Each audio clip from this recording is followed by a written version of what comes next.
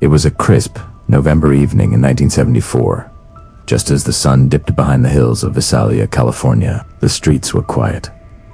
The kind of quiet that feels like it's holding its breath. People were winding down, children finishing their homework, neighbors calling out goodnights. But beneath this calm, a shadow was beginning to creep through the heart of the city. A shadow that would terrorize the Golden State for over a decade. On this particular night, a man named Robert Keller, a local hardware store clerk, was walking home after a long shift. He was in his late 20s, single, living in a small apartment above his family's old Victorian home. Robert had always been known as cautious and polite, the type of neighbor who waved to everyone he passed. But tonight, as he passed an unlit alleyway near Maple Street, he didn't notice the figure watching him from the darkness. This was the start of what would become one of the most infamous crime sprees in California history. A series of attacks that would baffle law enforcement, haunt families, and leave an entire state on edge. The crimes were random, terrifying, and seemingly impossible to predict.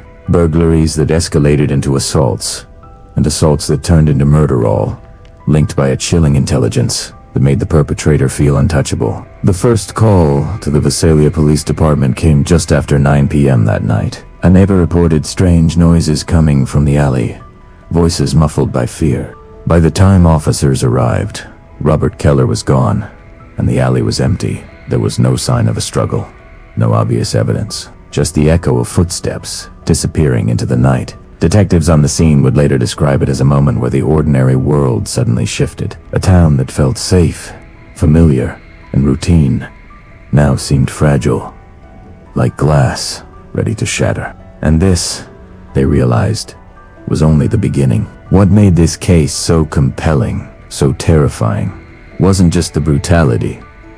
It was the pattern, or rather, the lack of one. The perpetrator moved with calculated randomness, striking homes that seemed ordinary, unremarkable, yet meticulously chosen.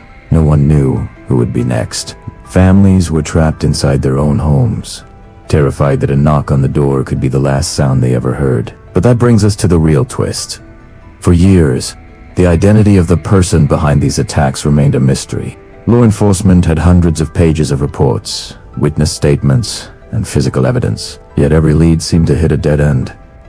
Fingerprints matched nothing in the database. DNA, though collected in later cases, went untested for decades. The city's finest detectives, the ones who had solved some of the most intricate cases in California, were left puzzled, frustrated, and haunted. And yet, despite the terror, there was a strange sense of intelligence in the method. The perpetrator wasn't just violent, he was clever, manipulative, almost like a chess player setting up moves 10 steps ahead. Each crime scene told a story, a signature that only a trained eye could begin to decipher. Locks were picked with precision, entry points were carefully chosen, and the victims were selected in a way that suggested observation, study, and planning. Families were thrown into unimaginable fear. Imagine the Johnsons, a quiet couple living on a suburban street, hearing footsteps outside at 2 a.m, lights flickering, doors rattling. Or the Millers, waking to find signs of forced entry, but no one inside. The emotional toll was immense,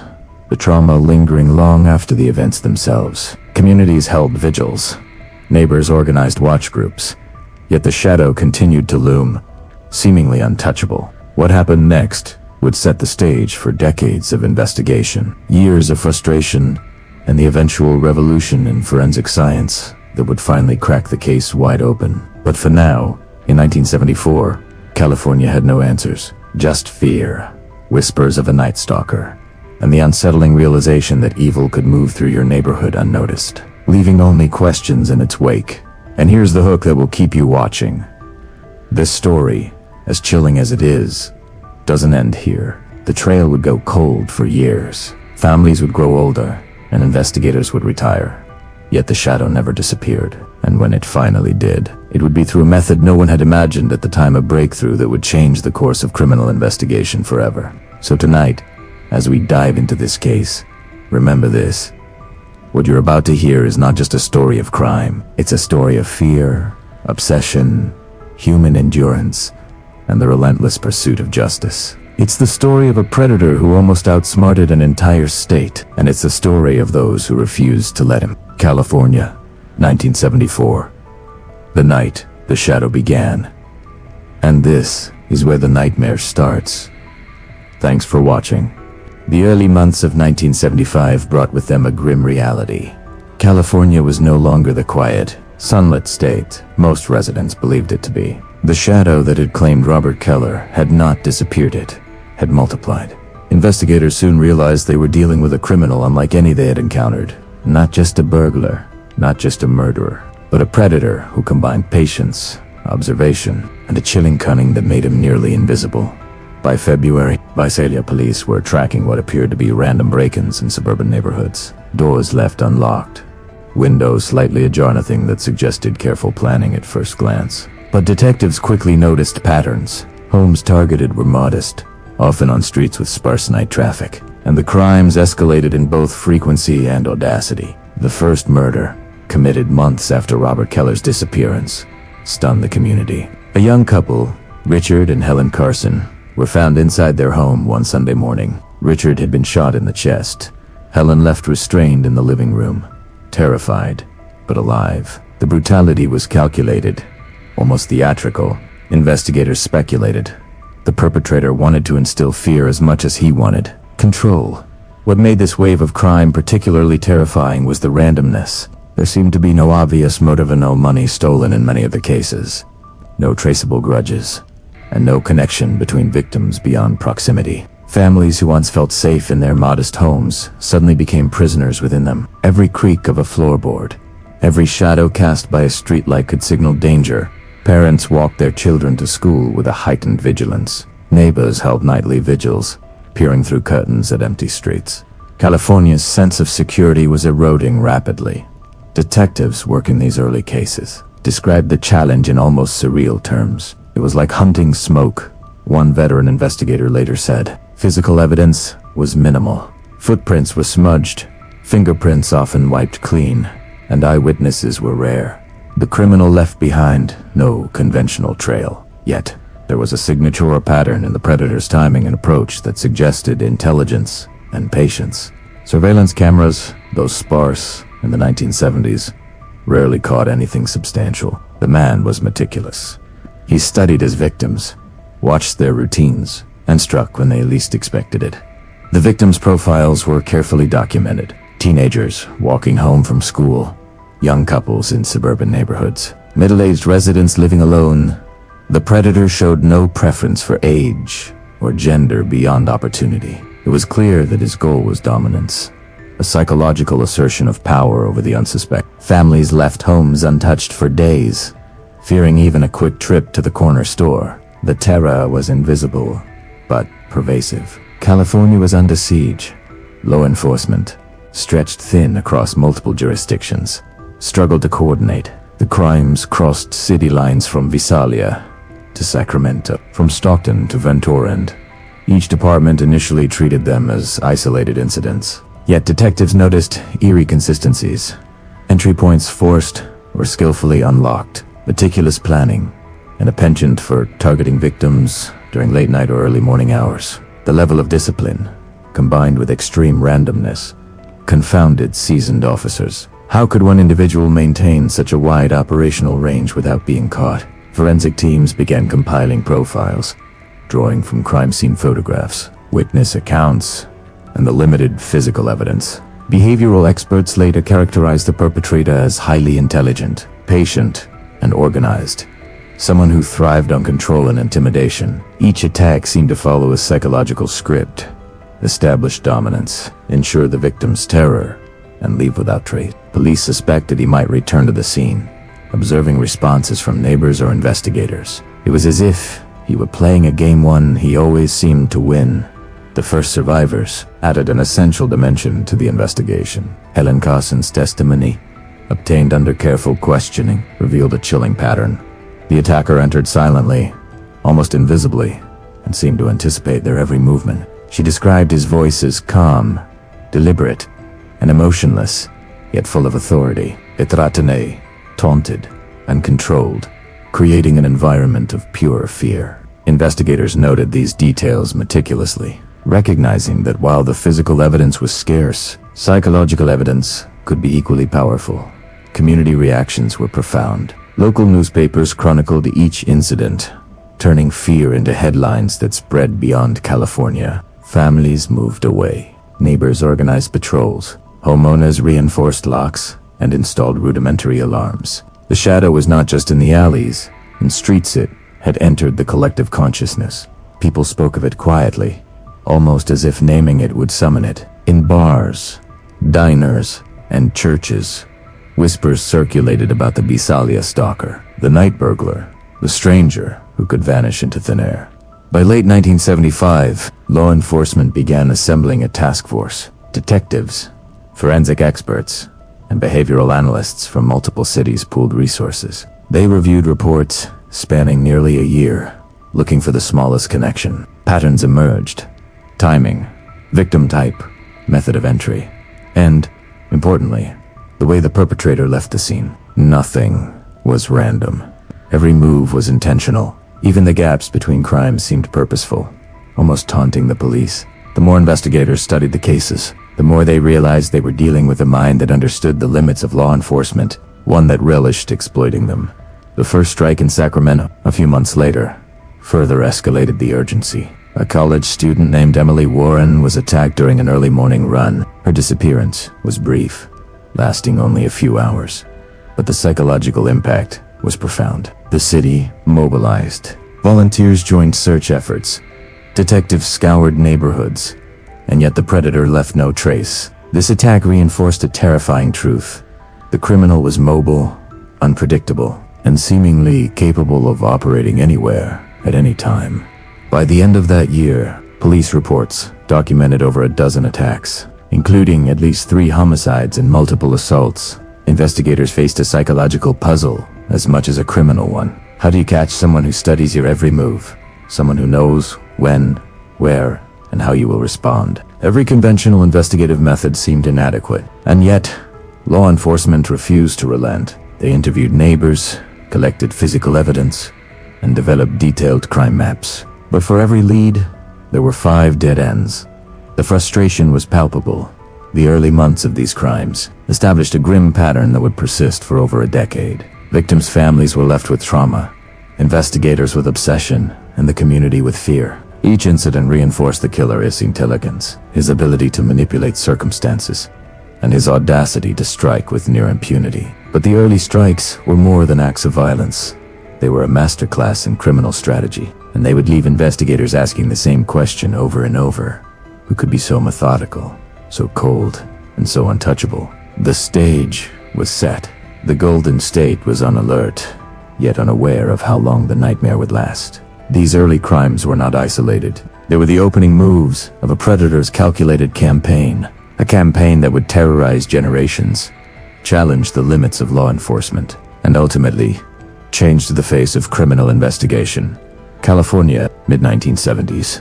The first strikes had been made. The shadow was spreading, and the story of terror, obsession, and relentless pursuit was only beginning. By 1976, investigators began to notice the chilling precision behind the crimes that had terrified California for nearly 2 years. While early attacks seemed almost random, closer examination revealed a terrifying level of intelligence, patience, and planning. This was no ordinary criminal. This was a predator who operated with a calculated signature, leaving behind a trail of fear that extended far beyond the immediate victims. The first pattern observed was the selection of victims. They were ordinary people, families, couples, and individuals living quiet lives, but they shared a common vulnerability. Most lived in suburban neighborhoods on streets with minimal traffic and little nighttime activity. Homes with exterior lights, dogs, or obvious security measures were usually bypassed. The perpetrator studied neighborhoods long before striking, noting routines, movements, and weak points. Detectives later described him as an observer first, a predator second. Entry methods were equally precise. Unlike a typical burglar who smashes a window or forces a door, this individual often used tools or techniques that left little evidence behind. Locks were picked, sometimes from a distance, with the efficiency of someone who had practiced countless times. In some cases, doors were unlocked from the inside, suggesting knowledge of the layout or prior surveillance. Investigators were fascinated and terrified by this skill. The attacks were not chaotic. They were controlled, deliberate, and executed with near perfection. Once inside, the behavior followed a disturbing script. The perpetrator would immobilize or isolate victims, using intimidation and psychological dominance to control the situation. He often appeared calm, even conversational, as if the violence itself were part of a larger performance. Victims later reported hearing him speak softly, almost conversationally, as he dictated the night's events. This manipulation heightened terror, creating long-lasting trauma. Some described feeling as though they were actors in a play they did not understand, forced to participate under threat of death. Timing was another hallmark. Most attacks occurred during late night or early morning hours, when neighborhoods were quiet and the chances of interruption were minimal. Yet, the intervals between crimes were strategic. Some weeks would pass with no incident, lulling communities and law enforcement into a false sense of security. Then, suddenly, an attack would occur, shocking in its brutality and precision. Investigators noted that the spacing of attacks suggested careful planning and psychological manipulation. The predators seemed to relish the sense of anticipation, watching fear grow in the hearts of the public. Physical evidence at crime scenes was minimal, but telling. Occasionally, a fingerprint or partial shoe print was recovered, but often it led nowhere. Items were sometimes removed from the homes, though money and valuables were rarely the primary target. Instead, the focus seemed to be on control, intimidation, and leaving a psychological imprint on the victims and the wider community. Detectives recognized this as a critical aspect of his methodology. The crime itself was a tool, designed to instill fear far beyond the immediate moment. Investigators began assembling a psychological profile. Behavioral analysts described him as highly organized, intelligent, and meticulous. He displayed an uncanny ability to anticipate police responses, often evading capture through foresight and planning. He was patient, methodical, and adaptable, traits that made him exceedingly difficult to track. The combination of randomness and planning created a paradox. His crimes seemed unpredictable to the public, yet followed a precise internal logic that only a trained investigator could detect. The notion of a signature became increasingly important. Beyond the physical method of committing crimes, the predator left behind unique psychological markers. He would sometimes stage items in the home or leave objects in a deliberate pattern, as if to communicate with law enforcement or assert dominance over the scene. Some victims reported subtle behaviors that suggested the perpetrator took satisfaction in the fear he induced. Almost ritualistically, these signatures became key to linking cases that occurred across multiple cities, helping investigators see the broader pattern of his activity. Survivor accounts offered crucial insight. In several instances, victims were able to recall small details how he moved. The tone of his voice, even the scent of the home dad added depth to the profile. They described him as calm, deliberate, almost clinical in his actions. Some noted a quiet intelligence, a way of observing and controlling that suggested not just criminal intent but a fascination with human psychology. This behavioral evidence became as important as fingerprints or DNA, helping detectives anticipate possible next moves. Technology of the era limited investigators, but they leveraged what they could. Crime scene photographs, sketches, and detailed reports were meticulously cross-referenced across jurisdictions. Detectives held meetings to discuss patterns, comparing timing, victim type, and method of entry. Even small consistencies like the removal of a small personal item or the choice of unlit streets became vital clues. It was a painstaking process, but slowly, the mosaic of the predator's methodology began to emerge. One of the most haunting aspects of his operandi was his apparent ability to vanish. Despite leaving homes in disarray and victims traumatized, he rarely left behind enough evidence to allow for immediate identification. Neighbors often reported seeing shadows or hearing noises, but the perpetrator seemed to move without leaving a trail. Law enforcement began theorizing that he had intimate knowledge of the communities he targeted, perhaps spending weeks or months observing routines before striking. This level of patience and planning suggested a mind far beyond that of the average criminal. By mid-1976, the term Night Stalker began circulating in media reports. The combination of random terror, psychological manipulation, and precise execution created a climate of fear unlike anything previously experienced in California. Families reinforced doors and windows. Children were kept inside, and neighborhoods held nightly watch. Law enforcement, aware of the growing panic, intensified investigations. Yet the perpetrator continued to elude capture. The profile developed by behavioral analysts became essential. They concluded he was organized, meticulous, patient, and driven by a need for control. Violence was not impulsive. It was calculated. The selection of victims was deliberate. The timing of attacks was strategic. Even the minimal physical evidence left behind carried meaning, a signature that revealed the mind of someone who thrived on fear and domination. This combination of traits created a chilling reality. The predator was always one step ahead. For the public, his actions seemed random and unpredictable. For investigators, the pattern was there, if one knew where to look. Each attack, while horrifying in isolation, was part of a carefully constructed campaign. Psychological war waged across multiple cities, leaving communities terrorized and law enforcement on constant alert.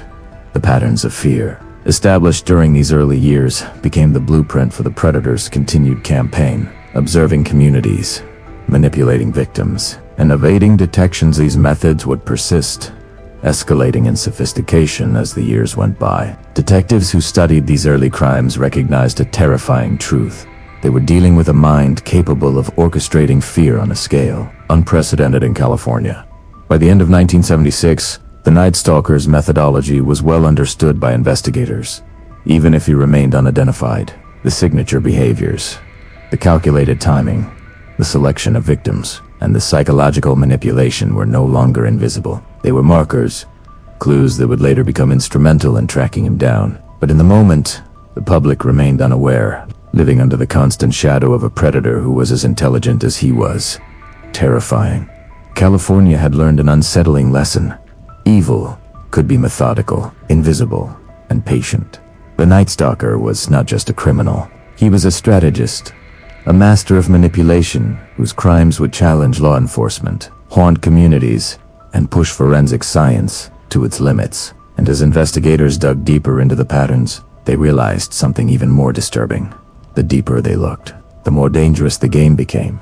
The patterns of fear were clear, the psychological signature undeniable, and the predator still at large. California's nightmare was only beginning, and the true horror lay in the knowledge that every home, every street, every family could be next. Every family could be next. By the late 1970s, California was gripped by a growing sense of unease. What had started as sporadic attacks in Visalia and surrounding areas had escalated into a statewide concern. The perpetrator, later known as the Night Stalker, had proven his ability to strike with precision, leaving minimal evidence behind, and the authorities were scrambling to respond. Law enforcement agencies, from small-town departments to major city police, faced a complex puzzle that seemed to defy traditional methods. The first step was to recognize that these incidents were not isolated. While local police initially treated them as individual break-ins or assaults, a combination of detective intuition and careful analysis revealed an unsettling connection. Entry methods, timing, and behavioral patterns suggested a single perpetrator operating across multiple jurisdictions. The realization was chilling. The Night Stalker was not confined to one city. He was mobile, adaptable, and skilled at evading capture. Detectives quickly understood the need for interagency coordination, a concept that was not commonplace at the time.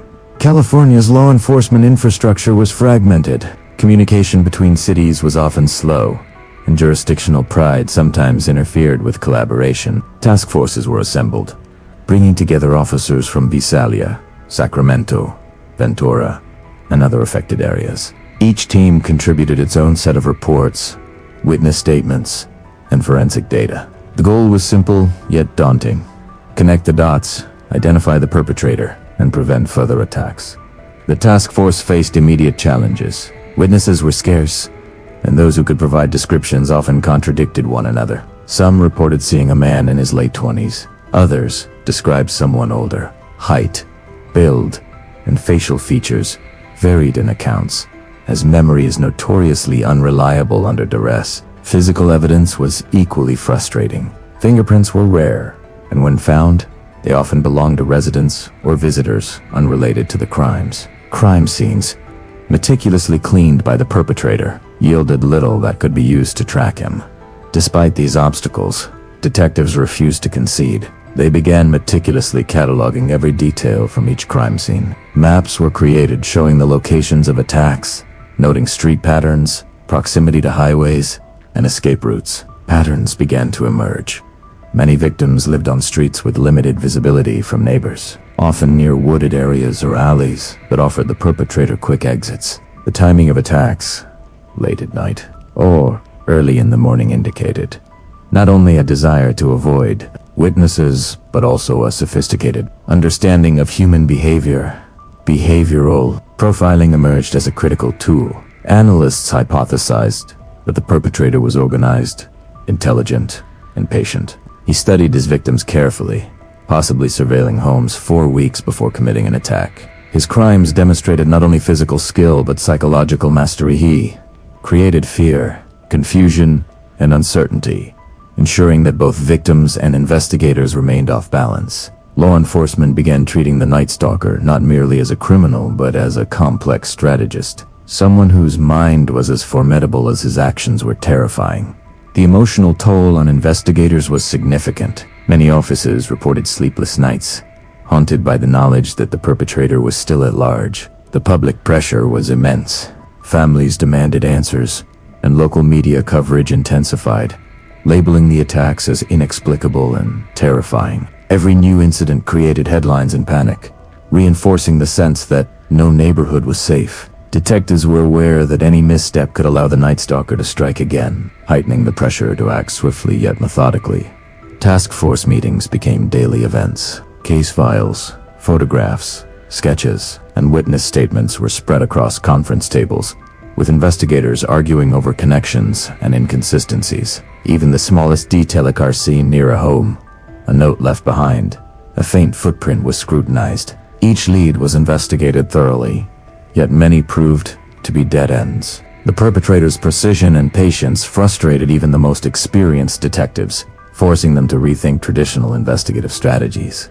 In addition to traditional detective work, police departments began exploring early forensic science techniques. Photographs of crime scenes were enhanced to detect overlooked details. Crime labs processed fibers, hair samples, and other trace evidence. Although DNA analysis was not yet available, investigators recognized the potential of fingerprints, shoe prints, and other physical markers to eventually solve cases. Each piece of evidence, however small, was documented meticulously, with the understanding that future technology might one day reveal what was hidden at the time.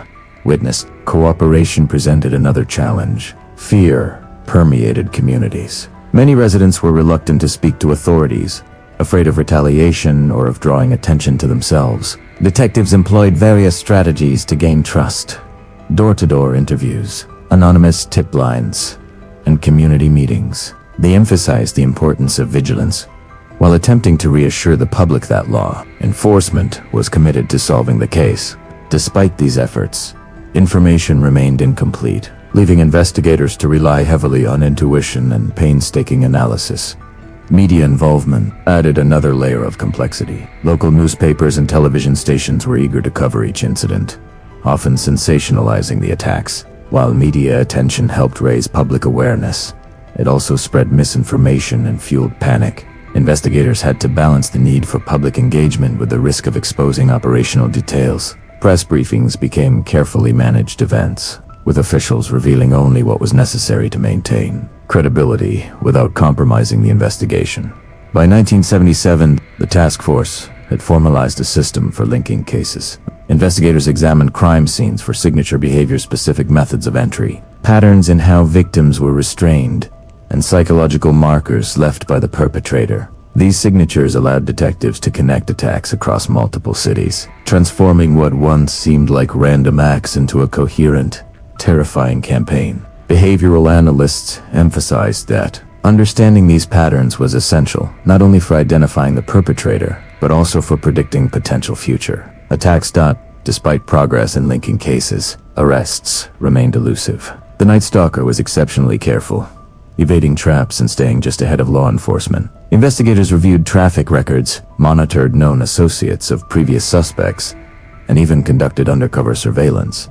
Yet he remained invisible. Some officers speculated that the perpetrator might have specialized knowledge of law enforcement procedures, allowing him to anticipate investigative tactics and avoid capture. This added a psychological component to the investigation. Detectives had to outthink an adversary who was almost always several steps ahead.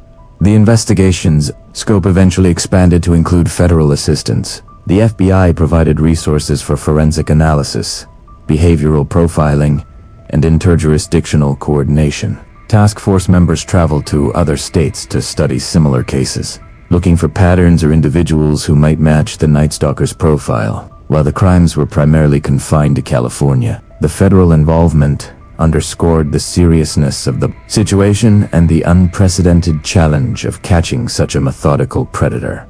Community involvement played a dual role. Citizens were encouraged to report suspicious activity, yet the constant fear led to false alarms and misinformation. Vigilante efforts, while well-intentioned, sometimes interfered with formal investigations. Law enforcement had to navigate these challenges carefully, maintaining authority while fostering cooperation. The balance between transparency and operational security became a delicate, ongoing struggle. By 1978, the case had become one of the most complex and high-profile investigations in California history. Task force members documented every detail, from physical evidence to behavioral analyses, in the hope that patterns would emerge. Investigators reviewed past incidents repeatedly, examining connections that were initially overlooked. The sheer volume of data was overwhelming, but persistence and meticulous attention to detail were essential. Every photograph, every witness statement, every minor clue could potentially provide the breakthrough needed to apprehend the Night Stalker. Internal stress among investigators was considerable. Long hours, repeated exposure to horrific crime scenes, and the knowledge that the perpetrator remained at large contributed to emotional strain. Many officers reported feeling hunted themselves, aware that each new attack was both a failure and a challenge. Task force leadership emphasized collaboration, regular debriefing, and mental health support to ensure that investigators could continue their work without succumbing to fatigue or despair. Innovations in investigative methods began to take shape. Detectives experimented with early forms of geographic profiling, mapping the locations of attacks to predict likely next targets. Behavioral profiling became more sophisticated, incorporating psychological insights into the likely motivations and patterns of the perpetrator. While technology was limited, creative approaches to data collection, analysis, and community engagement became critical tools in the fight against a criminal who had demonstrated both intelligence and patience. By the end of 1978, the investigation had established several key truths about the Night Stalker. He was highly mobile, intelligent, and organized. He preyed on vulnerable communities. He exhibited signature behaviors that linked seemingly isolated incidents, and he had an uncanny ability to evade capture. These insights, while invaluable, did not immediately lead to an arrest. The investigation remained a long, difficult process, requiring persistence, ingenuity, and a willingness to explore unconventional strategies. The early law enforcement response to the Night Stalker's crimes set the stage for the eventual breakthrough decades later. Task force coordination, behavioral profiling, meticulous evidence collection, and community engagement all contributed to the foundation of what would ultimately become a landmark case in criminal investigation history. The lessons learned, the challenges faced, and the emotional toll endured by investigators provide insight into both the complexity of the crimes and the dedication required to pursue justice in the face of nearly insurmountable odds. California's law enforcement agencies were, by necessity, on edge. Each day brought new possibilities, new leads, and the ever-present fear that another attack could occur at any moment. Officers continued to refine their strategies, expand their networks, and develop a deep understanding of the perpetrator's methodology. The Night Stalker had created a climate of terror, but law enforcement's response, determined,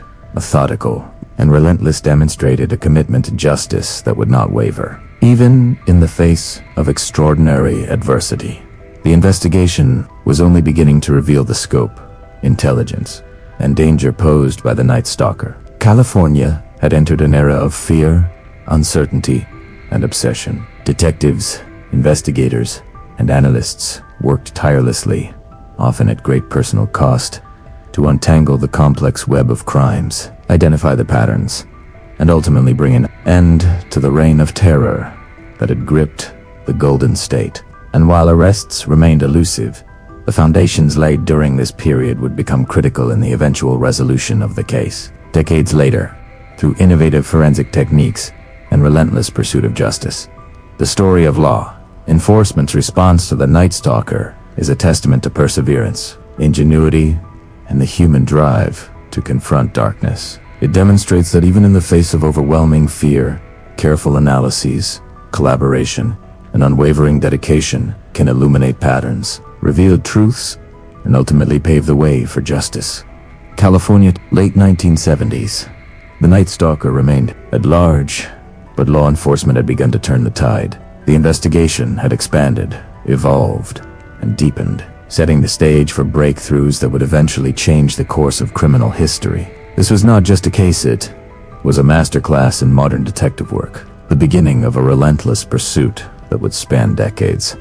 By 1979, the pattern of attacks across California had escalated from terrifying burglaries and assaults to outright brutality. The perpetrator, now known to law enforcement as the Night Stalker, had demonstrated an unnerving ability to adapt, plan, and strike with increasing audacity. What began as isolated incidents in Visalia now spanned multiple counties, leaving a trail of fear, chaos, and tragedy. Communities once confident in their safety were now gripped by terror, unsure who would be targeted next or when the next strike would occur. The first major escalation occurred in the early hours of a June morning in Sacramento. The victims, the Harrison family, were a quiet, middle-class household on the outskirts of town. The father, Robert Harrison, was a local school teacher. The mother, Linda, a nurse, and their two children, ages 10 and 7. Police reports would later describe the scene as chillingly methodical. The perpetrator had entered the home. Through a back door he had carefully unlocked, moved silently through the rooms, and subdued the family with terrifying efficiency. Robert Harrison was shot in his sleep. Linda was restrained, forced to watch, and then left partially unharmed as a psychological signature of control. The children, thankfully, were asleep in a separate room, but the trauma they would carry for the rest of their lives was immeasurable. This attack was not only brutal in execution, but symbolic in its impact. The Night Stalker's crimes were no longer random acts of violence. They were statements of power, control, and psychological terror. Law enforcement quickly recognized that the perpetrator had evolved. He was no longer simply entering homes to intimidate, he was orchestrating fear on a scale designed to paralyze communities. Families across Sacramento, Visalia, and other affected areas began reinforcing doors, installing rudimentary security measures, and establishing watch groups. Fear had become a constant companion, infiltrating homes, schools, and workplaces. Investigators described the escalation as both terrifying and methodical. The Night Stalkers seemed to select victims not for monetary gain but for psychological impact. Single women, couples living alone, and families in quiet suburban streets were deliberately chosen. The attacks demonstrated a cold intelligence, a mind that understood not just the mechanics of crime but the emotional and psychological repercussions on victims, families, and communities. Each crime was designed to maximize fear, leaving survivors and witnesses with lasting trauma. The perpetrator's growing audacity was evident in the way he carried out these high-profile murders. Witnesses occasionally reported glimpses of a man lurking near neighborhoods late at night, but he vanished before law enforcement could respond. In several cases, victims described him as calm, methodical, and strangely polite in his interactions, even as he committed unspeakable acts. The juxtaposition of civility and violence unnerved investigators, reinforcing the profile of a criminal who thrived on psychological control and manipulation. One particularly shocking incident involved a young couple, Michael and Teresa Collins, in Ventura County. The couple had been dating for less than a year and lived in a quiet cul-de-sac. On a Friday night, they were attacked while watching television. The perpetrator had disabled the home's front door lock and entered silently, moving with the precision of someone who'd studied the layout for days. Michael was shot, leaving Teresa restrained and forced to watch. She later described his voice as calm, deliberate, almost like he was reading a script, highlighting the psychological component that had become a hallmark of his crimes. This attack was widely covered by local news outlets, further heightening public fear. The escalation of violence also complicated the work of law enforcement. Investigators were dealing with multiple crime scenes across different jurisdictions, each with its own set of challenges. Some departments were unfamiliar with the techniques being employed, while others lacked resources to conduct thorough forensic analysis. Coordination became essential, yet communication barriers and bureaucratic hurdles slowed progress.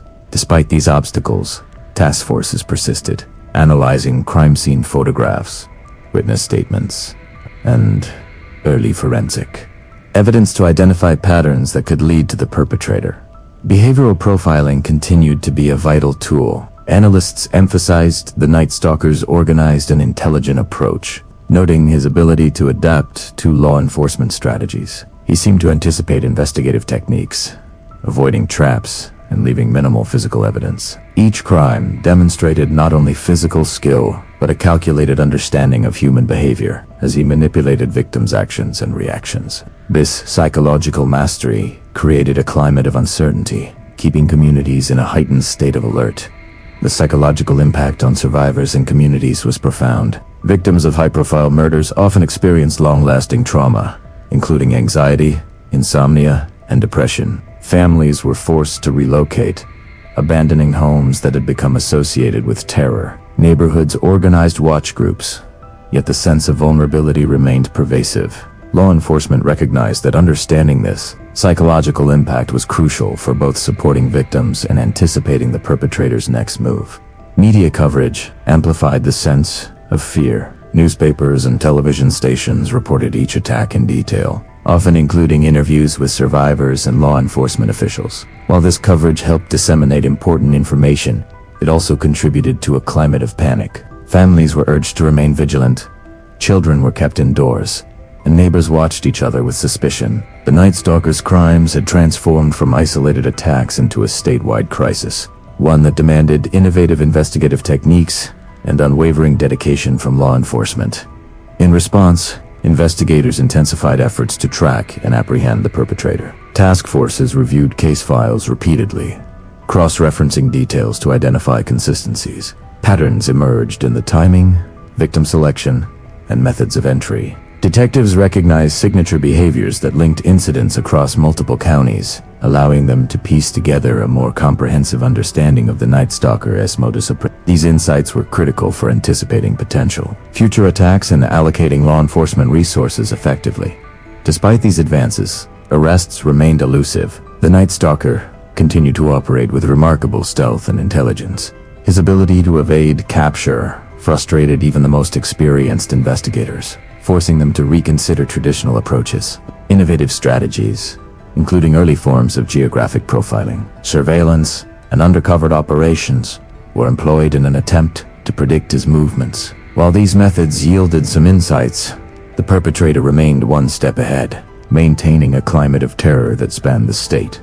The escalation of violence also highlighted the importance of interagency collaboration. Police departments across California shared resources, expertise, and intelligence in an unprecedented manner. Task forces coordinated efforts, pooling forensic data, witness statements, and investigative techniques. Behavioral analysts provided psychological profiles, helping officers understand the perpetrator's motivations and anticipate potential next moves. This collaborative approach, though challenging, laid the groundwork for future breakthroughs in the case.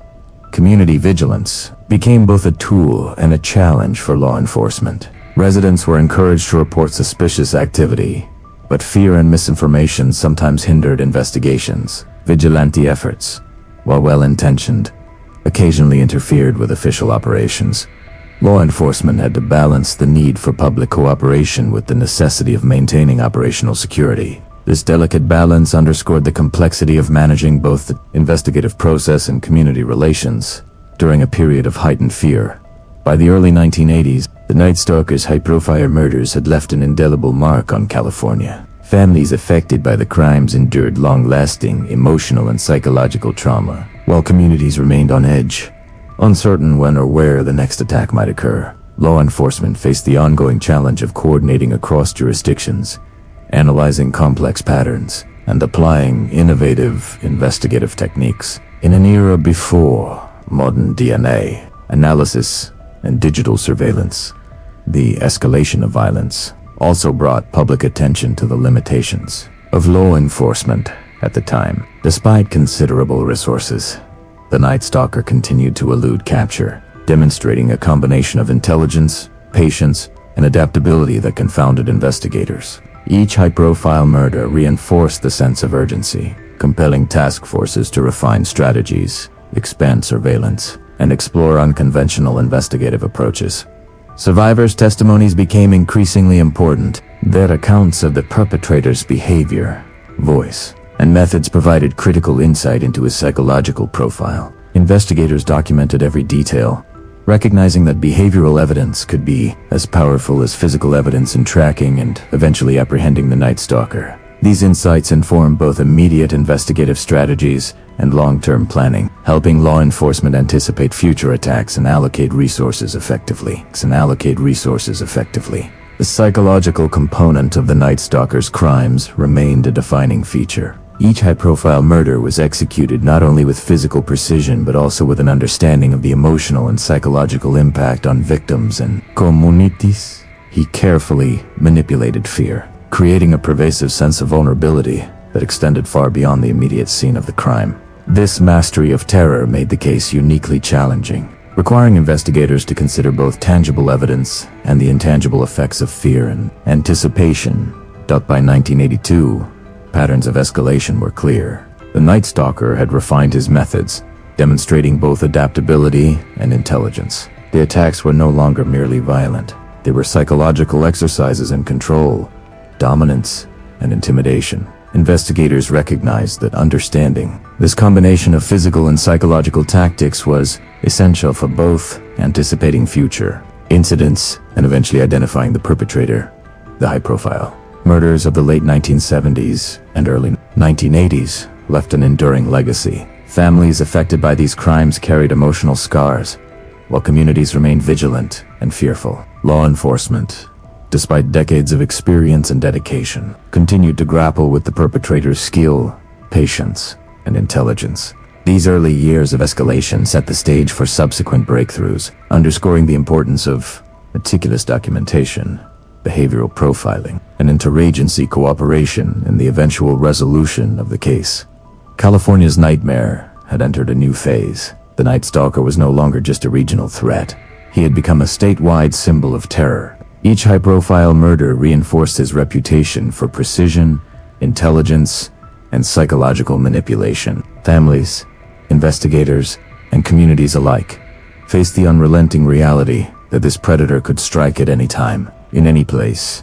The brutality of these high-profile murders served as both a challenge and a catalyst. Law enforcement was pushed to innovate, coordinate, and apply every available resource to capture a criminal whose intelligence, patience, and adaptability had made him nearly untouchable. Communities were forced to confront fear on a daily basis, learning to balance vigilance with everyday life. And, for investigators, the escalating violence underscored a critical truth. Capturing the Night Stalker would require not only skill and persistence, but also innovation, collaboration, and the ability to think several steps ahead of a criminal who seemed always to anticipate their next move. The story of the Night Stalker's high-profile murders is a story of terror, resilience, and the relentless pursuit of justice.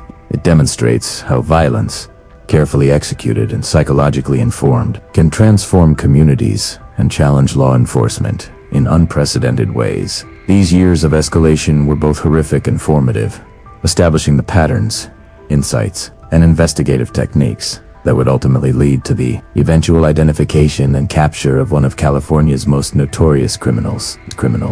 By the early 1980s, the trail of terror left by the Night Stalker stretched across California. Each attack was not only a violent act, but a psychological ordeal that left lasting scars on victims, families, and communities. Behind the headlines, behind the statistics, were real people, men, women, children whose lives were forever altered. Understanding their experiences provides essential insight into both the human cost of these crimes and the challenges faced by law enforcement as they sought justice. One of the earliest survivors to speak publicly was Helen Carson, who had been attacked in Visalia during the Night Stalker's first wave of crimes. Helen, then in her mid-20s, recounted the terrifying night with a clarity that unsettled even the most seasoned investigators. She described the calm, deliberate voice of her attacker, the way he moved through the home as if he had rehearsed the crime countless times. For Helen, the trauma extended far beyond the immediate physical threat. She lived 4 years with insomnia, anxiety, and a lingering sense of vulnerability. Her story illustrated a chilling truth. Surviving the Night Stalker did not mean escaping the psychological consequences. Families were particularly affected. The Harrison family in Sacramento, victims of a high-profile attack in 19, struggled with both grief and trauma. Robert Harrison's death left a void that could never be filled, while Linda Harrison faced the challenge of supporting her children amid overwhelming fear. Her testimony to investigators highlighted the psychological precision of the perpetrator. He had forced her to watch the violence unfold, creating a lasting emotional imprint. Children who survived these attacks often experienced nightmares, hypervigilance, and long-term anxiety, shaping their perception of safety for decades to come. The stories of victims were diverse, yet connected by a common thread: the psychological manipulation and control exerted by the perpetrator. Teresa Collins, attacked in Ventura County, described the sense of helplessness she experienced while restrained. The perpetrator's calm demeanor, his deliberate actions, and his ability to anticipate her reactions made the night an ordeal that extended far beyond the physical confrontation. Law enforcement relied heavily on such detailed accounts to develop behavioral profiles, noting patterns in how victims responded, what actions elicited fear, and how the perpetrator exploited human psychology. Survivors often reported a surreal experience during the attacks. Some described feeling detached, as if watching events unfold from a distance, while others spoke of an intense focus on minute details: shoes on the floor, a glint of light from a weapon, the sound of a voice. Investigators recognized that these recollections, while sometimes fragmented, were critical for understanding the perpetrator's methods. By piecing together these observations, law enforcement could begin to reconstruct timelines, predict potential patterns, and anticipate future attacks. Community impact was profound. Neighborhoods once confident in their safety became enclaves of fear. Parents limited their children's activities, avoided social gatherings, and maintained constant vigilance. Local schools reported an increase in absenteeism, with children anxious about commuting through quiet streets or walking alone. Neighborhood watch programs proliferated, and community meetings became forums for sharing information, tips, and safety strategies. Yet despite these efforts, fear remained pervasive, underscoring the psychological reach of the Night Stalker's crimes. The emotional toll extended beyond the immediate victims. Friends, co-workers, and extended family members experienced secondary trauma, often feeling helpless or guilty for being unable to prevent attacks. Investigators noted that the perpetrator's impact rippled through social networks, amplifying the climate of fear and uncertainty. Law enforcement personnel themselves were not immune. Many officers reported sleepless nights, stress, and anxiety, aware that the perpetrator remained at large and could strike again at any moment. Some survivors demonstrated remarkable resilience. Helen Carson, despite years of trauma, became an advocate for crime awareness and personal safety. She participated in community meetings, shared her story in interviews, and helped establish programs to support other survivors. Linda Harrison, meanwhile, worked tirelessly to provide counseling and emotional support to families affected by similar crimes. These individuals transformed personal tragedy into public advocacy, highlighting the human capacity to confront fear and reclaim agency even after profound trauma. Investigators often use survivor accounts to reconstruct the perpetrator's psychological profile. Detailed recollections of his speech patterns, demeanor, and behavior provided insights that physical evidence could not. For example, multiple victims described a calm, measured voice, suggesting control and deliberation. Others noted subtle manipulations, gestures, positioning, or comments designed to increase fear and compliance. By combining these observations with crime scene analysis, Detectives developed a more complete understanding of the Night Stalker, modus operandi, informing strategies to anticipate and prevent future attacks. The psychological impact of these crimes persisted long after the attacks themselves. Survivors frequently experienced anxiety, depression, and post-traumatic stress disorder. Some relocated to new cities, seeking distance from neighborhoods marked by violence. Others struggled with intimate relationships, trust issues, or a persistent sense of vulnerability. Law enforcement agencies increasingly recognized the need for victim support programs, understanding that addressing the emotional consequences was essential for both recovery and cooperation with investigations. Children who survived attacks or witnessed violence were particularly affected. Their experiences often included nightmares, hypervigilance, and difficulty concentrating in school. Psychologists working with these children emphasize the importance of stability, routine, and counseling to mitigate long-term psychological harm. Investigators documented these effects, noting that the perpetrator's psychological manipulation extended far beyond the immediate act, creating trauma that could influence victims for decades. Victims' narratives also revealed the perpetrator's adaptability. Many reported that he had carefully studied their routines, anticipating responses and exploiting vulnerabilities. He was patient, observant, and methodical, qualities that enhanced both the physical and psychological impact of his crimes. Law enforcement recognized that understanding these behaviors was essential for developing predictive models, allocating resources, and designing preventive strategies. The cumulative effect of multiple victim stories painted a chilling portrait. The Night Stalker was not just a physical threat, he was a psychological architect, orchestrating fear with precision. Each attack reinforced patterns of terror, leaving communities vigilant and investigators challenged. The emotional resonance of these stories helped define the public perception of the crimes, emphasizing both the brutality of the acts and the sophistication of the perpetrator. Media coverage of victims' stories played a dual role. On one hand, it raised awareness, provided safety guidance, and encouraged cooperation with law enforcement. On the other, sensationalized reporting sometimes exacerbated fear, contributing to community anxiety. Investigators had to navigate this dynamic carefully, ensuring that media engagement supported, rather than undermined, investigative efforts.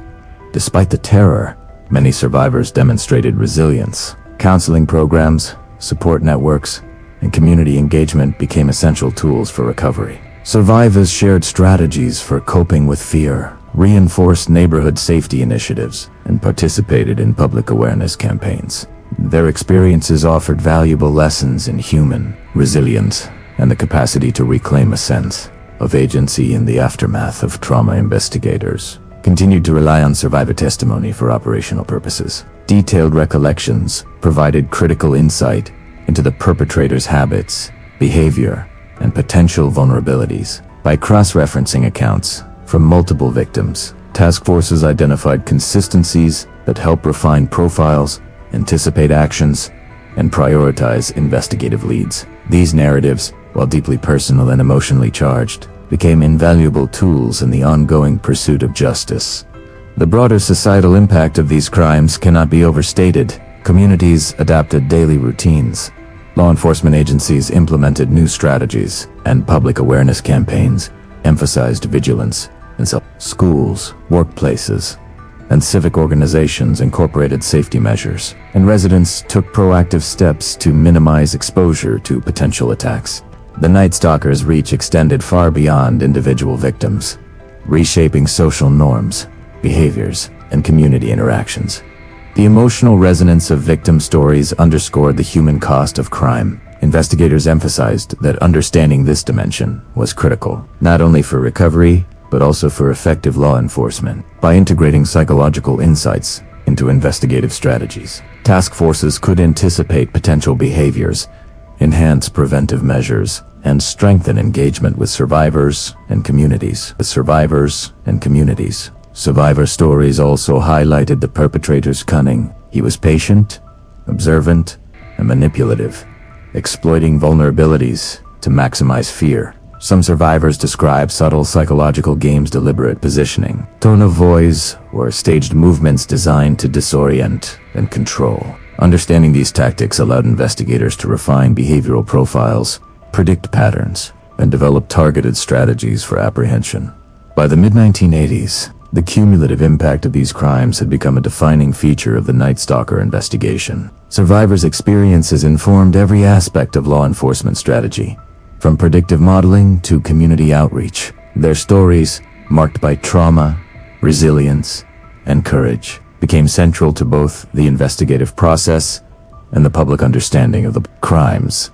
California's communities remained vigilant. Fear persisted, yet survivors and families demonstrated remarkable resilience. Counseling programs, neighborhood watches, and public awareness campaigns mitigated some of the psychological impact, while ongoing law enforcement efforts reinforced the message that the Night Stalker would not go unchallenged. The human dimension of the investigation, the stories, emotions, and experiences of victim, a driving force in the pursuit of justice. The Night Stalker's crimes left an indelible mark, not only on individual victims, but on the collective consciousness of California. Families, neighbors, and law enforcement personnel alike were shaped by the fear, uncertainty, and psychological manipulation that characterized each attack. Yet amid this terror, resilience emerged, revealing the strength of individuals and communities to confront fear, adapt, and continue the pursuit of justice. The victims' stories, combined with the investigative efforts of law enforcement, underscored a fundamental truth. Crime is never only physical. It is psychological, emotional, and deeply personal.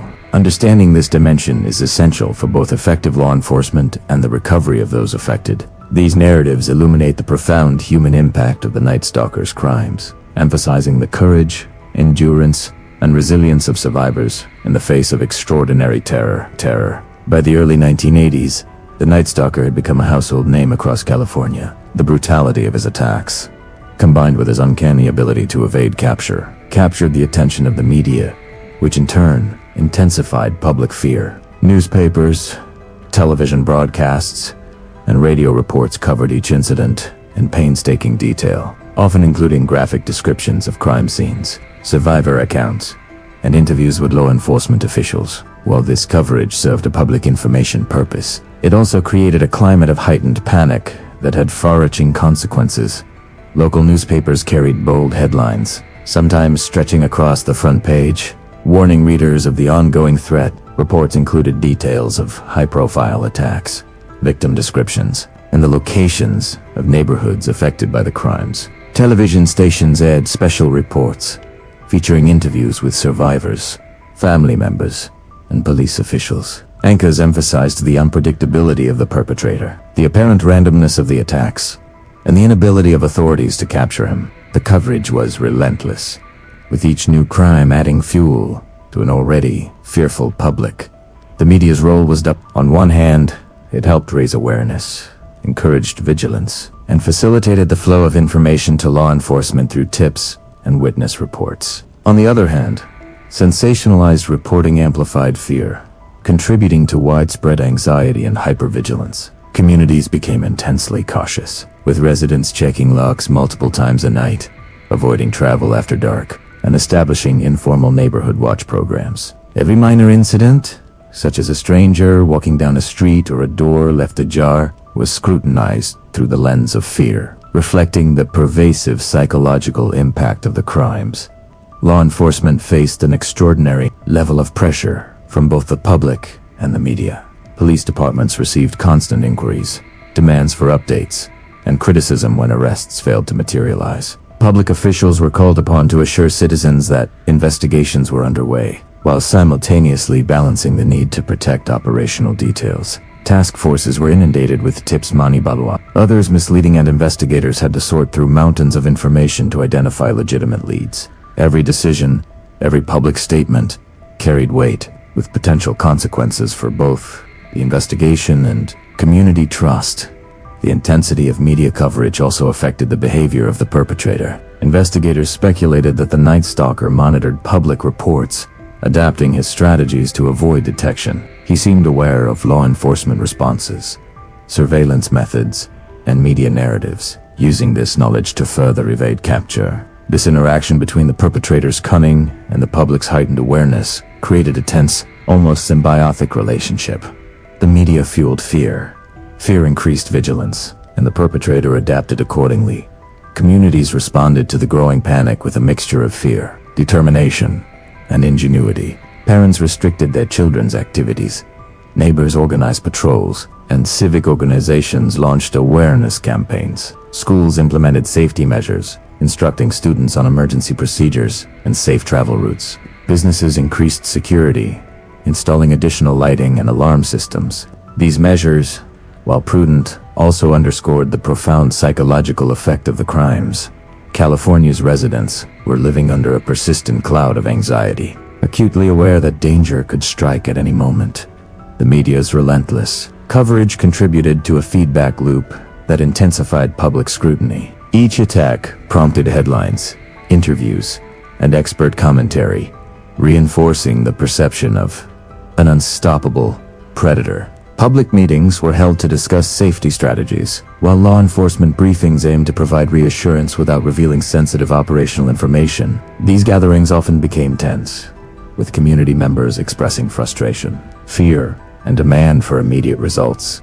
Investigators had to navigate this dynamic, balancing transparency with the necessity of maintaining the integrity of ongoing operations. Investigators recognized that public panic, while understandable, presented both opportunities and challenges. Tips from citizens occasionally provided critical insights into the perpetrator's movements, habits, or potential targets. However, the overwhelming volume of information required careful validation, as false leads or misinterpreted observations could divert resources and slow progress. Task force members developed systematic processes for evaluating tips, cross-referencing information with case files, and prioritizing follow-ups based on credibility and relevance. Media outlets occasionally introduced unintended complications. Graphic reporting, while compelling, sometimes revealed details about crime scenes or investigative techniques that the Night Stalker could exploit. Editors and producers were often unaware of the operational risks associated with detailed coverage, creating a tension between journalistic responsibility and public safety. Law enforcement agencies increasingly engaged in proactive media management, issuing controlled statements, emphasizing safety precautions, and strategically releasing information to aid investigations without compromising operational security. Public fear also manifested in behavioral changes that shaped the investigation indirectly. Citizens reported suspicious activity at higher rates, leading to increased police presence and patrols. Neighborhood watch programs expanded, creating both community cohesion and occasional friction with law enforcement, as volunteers sometimes interfered with formal investigations. Yet these behavioral changes also provided investigators with valuable information about the perpetrator's potential movements and areas of activity, illustrating the complex interplay between fear, vigilance, and law enforcement strategy. The psychological pressure on law enforcement personnel was intense. Task force members worked long hours, analyzing crime scene photographs, witness statements, and behavioral patterns. They were acutely aware that mistakes could have deadly consequences, both for themselves and the public. Officers reported elevated stress levels, disrupted sleep, and emotional fatigue, all compounded by media scrutiny and public expectation. Despite these challenges, investigators maintained professionalism, relying on training, experience, and collaborative problem-solving to continue the pursuit of the Night Stalker. As the Night Stalker's notoriety grew, investigators observed that his attacks were becoming more daring and sophisticated. High-profile murders, carefully staged crime scenes, and precise timing suggested an individual who not only understood law enforcement tactics, but also the psychological impact of media coverage. This awareness reinforced the importance of integrating behavioral analysis, forensic science, and interagency coordination into every aspect of the investigation. Detectives understood that solving the case would require patience, ingenuity, and the ability to anticipate the perpetrator's next move. Community engagement became a vital component of law enforcement strategy. Police departments held town hall meetings, issued safety bulletins, and encouraged citizens to report suspicious activity. These efforts aimed to balance public reassurance with operational security, emphasizing practical measures for protection while maintaining investigative integrity. Victims and survivors often participated in these initiatives, sharing first-hand experiences and reinforcing the importance of vigilance. Their involvement provided both emotional support to affected communities and practical insights for investigators. Investigators also faced political pressure. Elected officials demanded results, while law enforcement agencies were scrutinized for perceived shortcomings. Media coverage amplified criticism, with editorial commentary highlighting the failure to apprehend the perpetrator. Task force leadership had to navigate this complex environment, maintaining focus on investigative priorities while managing public relations and political expectations. These dynamics added an additional layer of complexity to an already challenging investigation. By 1983, the Night Stalker's crimes had become a defining feature of California's social landscape. Fear permeated everyday life, influencing behavior, routines, and perceptions of safety. Media coverage continued to document each attack, often emphasizing the unpredictability and brutality of the crimes. Law enforcement faced an unprecedented challenge, maintaining public trust, managing information flow, and conducting a complex investigation under intense scrutiny. The psychological impact of the crimes extended far beyond individual victims, shaping community dynamics and influencing policy decisions. Behavioral analysts emphasized the interplay between media coverage and the perpetrator's strategy. They noted that he appeared to exploit public fear, adapting his methods to maintain a level of unpredictability that frustrated law enforcement and captivated the media. This dynamic created a high-stakes environment in which investigators had to anticipate not only physical movements but psychological responses to both public awareness and media narratives. Understanding this relationship was essential for developing effective strategies and maintaining operational focus. The public's response varied. Some individuals became hypervigilant, monitoring neighborhoods, documenting suspicious behavior, and reporting every anomaly to authorities. Others experienced heightened anxiety, withdrawing from social activities and limiting travel. Schools, workplaces, and civic organizations implemented safety measures, reinforcing the pervasive psychological impact of the Night Stalker's crimes. These collective responses highlighted the far-reaching influence of the perpetrator, demonstrating that the crimes were as much about psychological control as physical violence.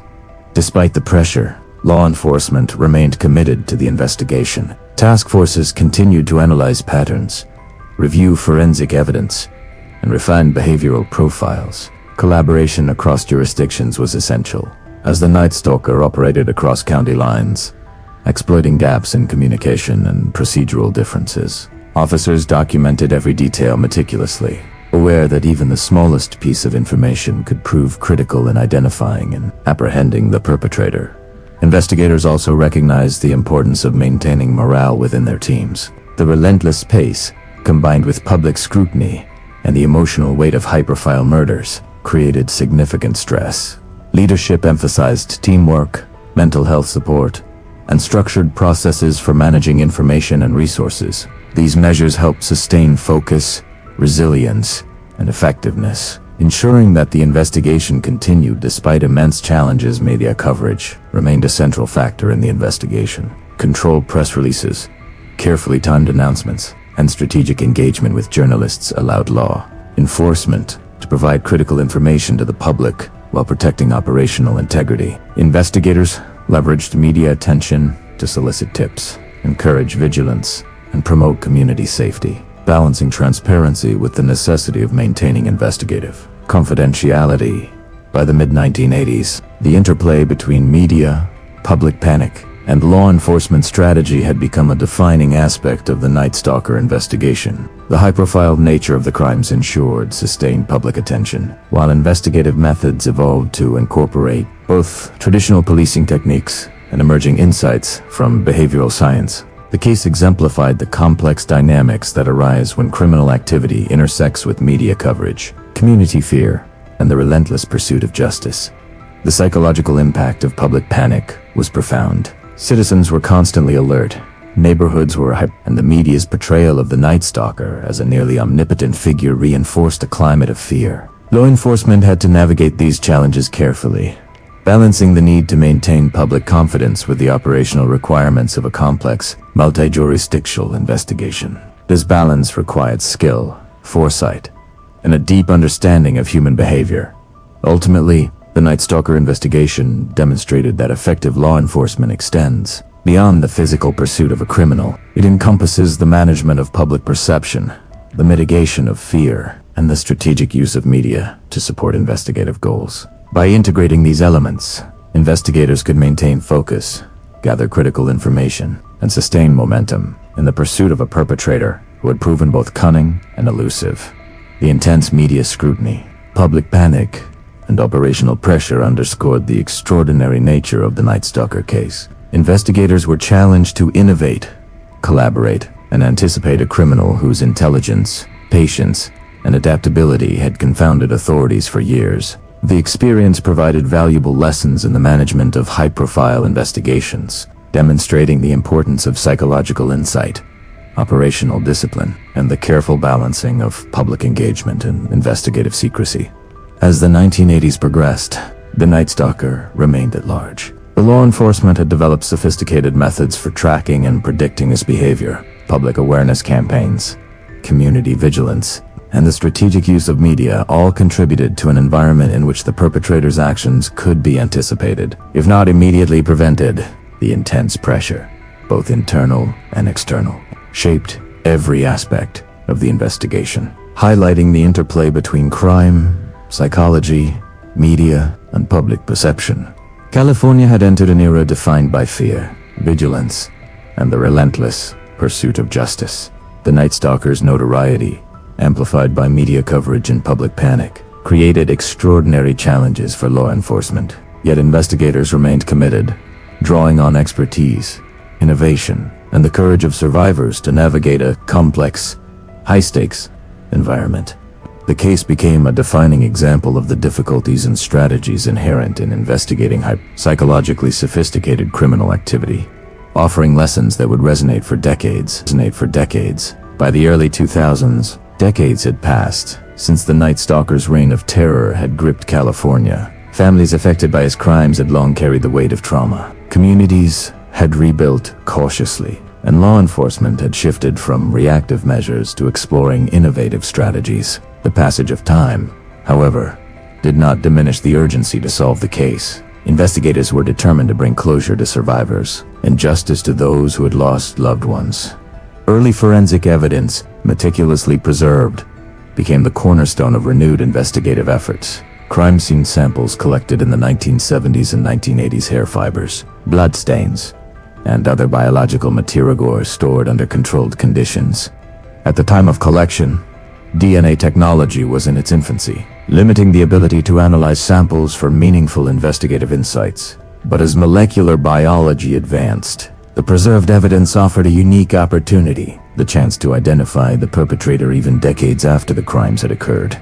Law enforcement began revisiting the Night Stalker files, creating a multi-agency task force dedicated to leveraging modern forensic science. Investigators collaborated with state and federal laboratories, applying advanced DNA analysis techniques to previously collected evidence. Partial profiles, once thought inconclusive, were re-examined using increasingly sophisticated methods, revealing patterns that had eluded earlier efforts. The process was painstaking, requiring precision, patience, and rigorous documentation to ensure the integrity of the evidence.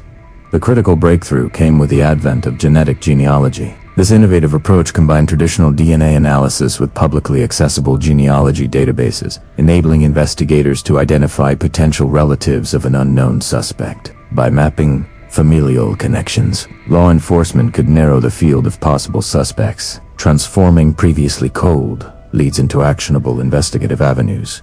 The methodology was both revolutionary and delicate, requiring strict adherence to ethical standards, legal protocols, and technical precision. Investigators faced numerous challenges in implementing genetic genealogy. The technique relied on accurate, high-quality DNA samples, careful cross-referencing of genealogical data, and meticulous verification of familial links. Analysts had to consider incomplete records, potential errors in family trees, and the need to protect the privacy of individuals unrelated to the case. Despite these complexities, the method offered unprecedented potential, the ability to solve a decades-old case that had confounded law enforcement for generations. The Night Stalker case provided a unique opportunity to apply genetic genealogy. Preserved DNA samples from crime scenes were compared to publicly available databases, and analysts searched for matches among distant relatives. Each potential connection required extensive investigation, cross-referencing with historical records, birth certificates, and family trees. Detectives were tasked with piecing together complex genealogical puzzles, tracing lines of descent, and narrowing potential suspects based on location, age, and known behavioral patterns. The process was meticulous. Analysts created detailed family trees, noting every branch and potential connection. Investigators cross-referenced these trees with information from the original case files, including addresses, employment history, and documented patterns of criminal behavior. By integrating forensic science, genealogical research, and traditional investigative methods, law enforcement developed a profile that combined genetic evidence with historical context, behavioral analysis, and operational intelligence. The breakthrough came when analysts identified a close familial match to the DNA recovered from multiple crime scenes. This connection provided a critical lead, allowing investigators to focus on a specific individual without prematurely revealing his identity to the public. Task forces conducted extensive surveillance, background research, and field investigations, confirming that the suspect's history, location, and behavioral patterns aligned with those documented in the Night Stalker case's. Investigators also reviewed historical case notes to correlate behavioral patterns with the suspect's known history. Signature elements of the crime's methods of entry, victim selection, and psychological manipulation were analyzed. In conjunction with genetic findings, the synthesis of DNA evidence, genealogical connections, and behavioral profiling created a robust, multi-dimensional case against the suspect, providing a foundation for a successful apprehension strategy. Operational planning was critical. Detectives developed a comprehensive surveillance plan, monitoring the suspect's movements, routines, and associations, while maintaining strict confidentiality. Field officers coordinated with federal, state, and local law enforcement agencies, ensuring that the operation would be executed safely, effectively, and without alerting the suspect. The careful orchestration of resources reflected decades of accumulated experience, innovation, and dedication, culminating in a precise and deliberate approach to apprehension. The use of genetic genealogy marked a turning point in criminal investigations. For the Night Stalker case, it provided the first concrete lead in decades, transforming a once impenetrable mystery into a solvable puzzle. Investigators emphasized that the technique was not a replacement for traditional detective work, but a powerful complement, integrating with behavioral analysis, historical research, and on-the-ground investigation. This integration of old and new methods exemplified the evolving nature of law enforcement in the 21st century. Beyond its technical aspects, the breakthrough carried profound emotional significance. Families who had endured years of uncertainty and fear were now offered the possibility of closure. Survivors, many of whom had lived with persistent trauma, could see a path toward justice. Law enforcement personnel, whose careers had spanned decades and whose commitment had never wavered, finally had a concrete opportunity to bring the perpetrator to account. The psychological impact of the breakthrough resonated across communities, providing hope, reassurance, and validation of years of meticulous investigative work.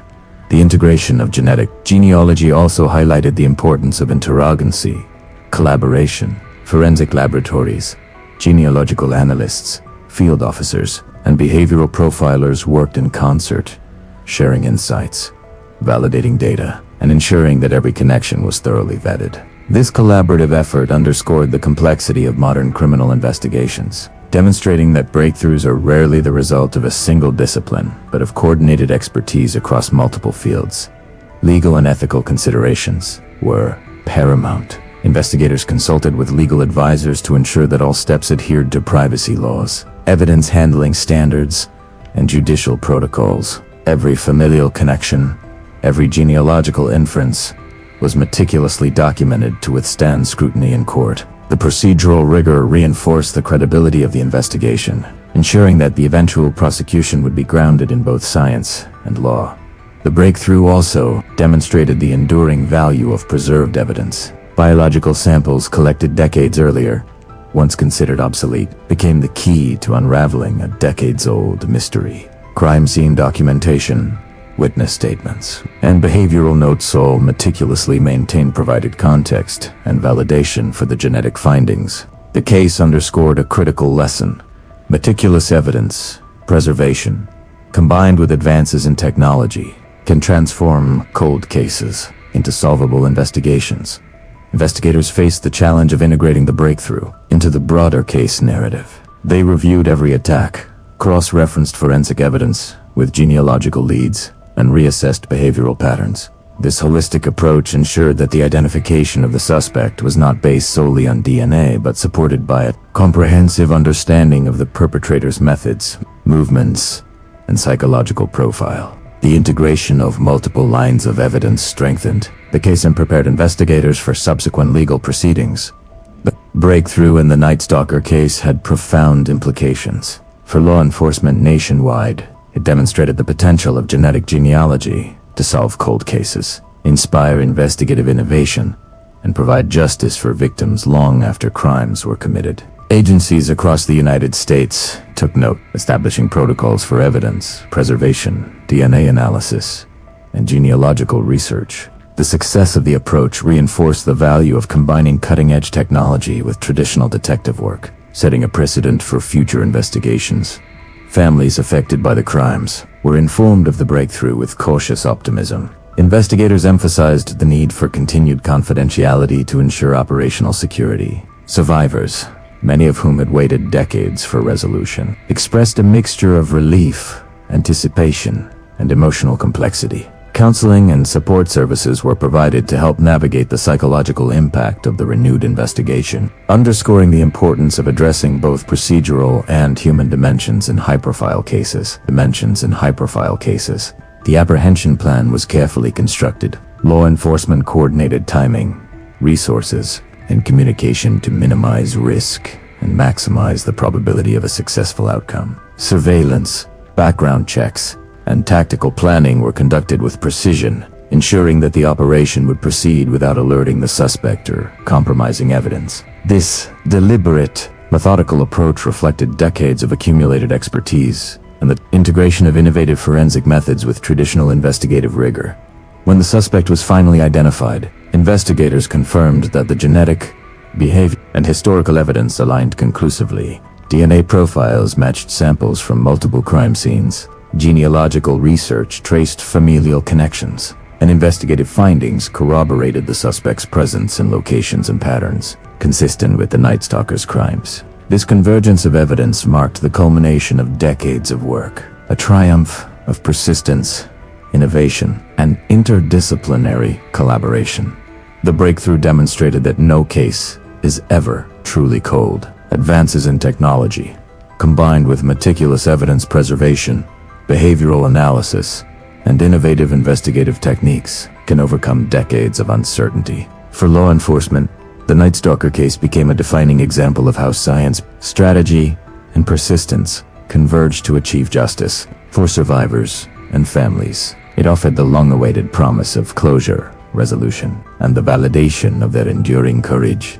The story of the forensic breakthrough in the Night Stalker investigation illustrates the evolving nature of criminal investigation. It highlights the power of integrating scientific innovation, historical documentation, and behavioral profiling. It underscores the enduring importance of inter-agency collaboration, ethical diligence, and meticulous procedural adherence. And most importantly, it demonstrates the profound impact that breakthroughs can have on the lives of victims, communities, and investigators alike.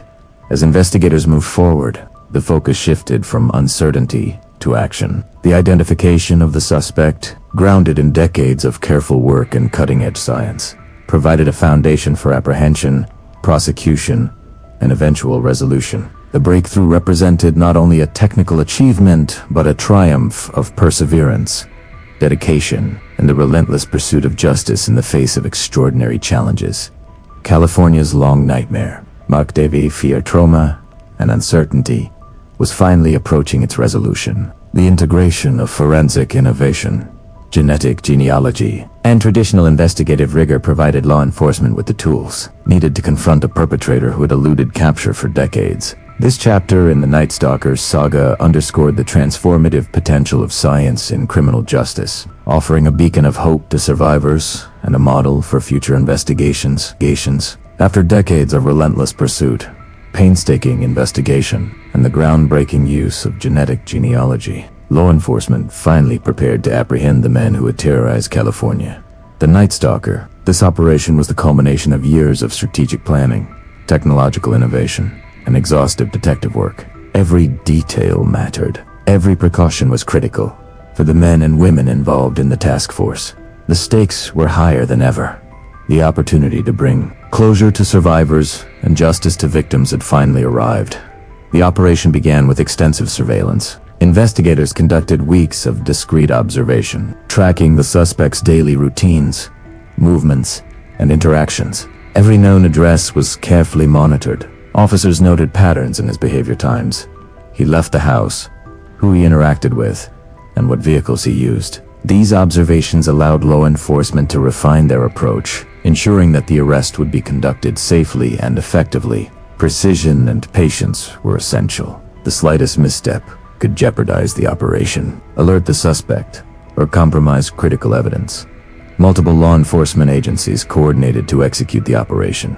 Local police, state investigators, and federal task forces combined resources, establishing communication protocols, operational hierarchies, and tactical procedures. Each team had a clear role: perimeter security, entry teams, evidence collection, and suspect apprehension. Coordination was critical. Officers relied on real-time communication and pre-planned contingencies to respond to any unforeseen developments. The logistical complexity mirrored the meticulous nature of the investigation itself.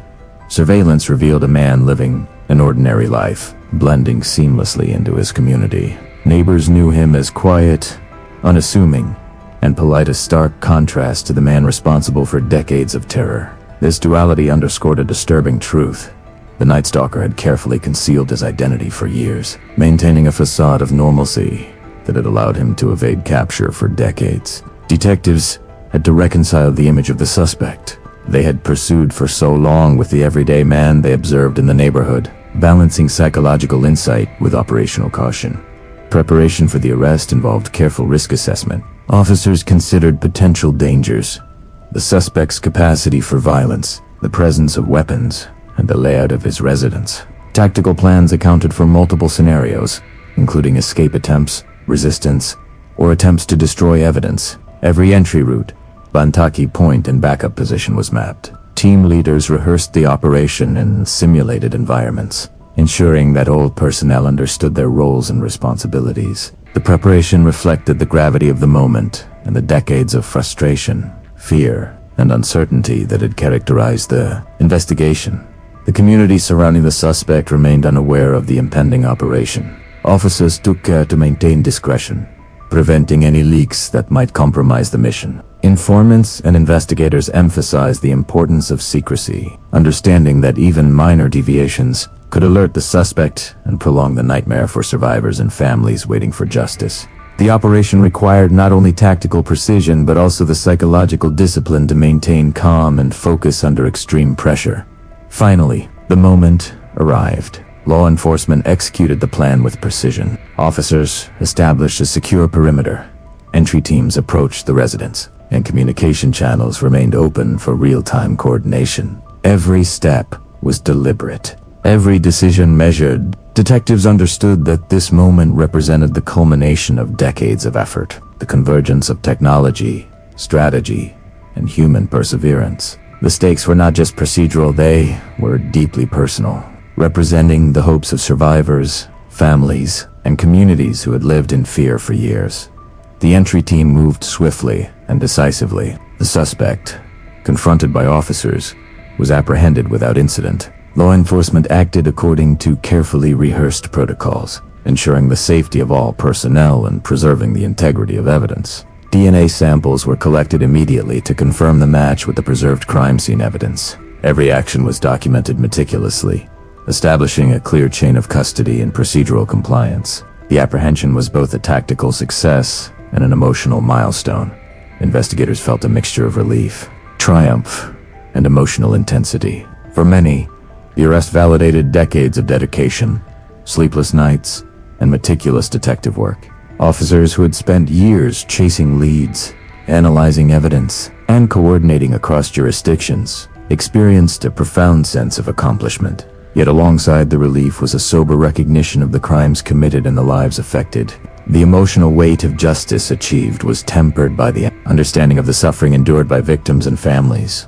The arrest also marked the beginning of a new phase: legal proceedings and emotional closure. Investigators worked closely with prosecutors to ensure that the case was presented in court with rigor, clarity, and undeniable evidence. DNA profiles, genealogical research, crime scene analysis, and behavioral profiling were all compiled into a comprehensive case file. This integration of evidence reinforced the strength of the prosecution, demonstrating that the perpetrator's capture was the result of decades of meticulous investigation, technological innovation, and human perseverance.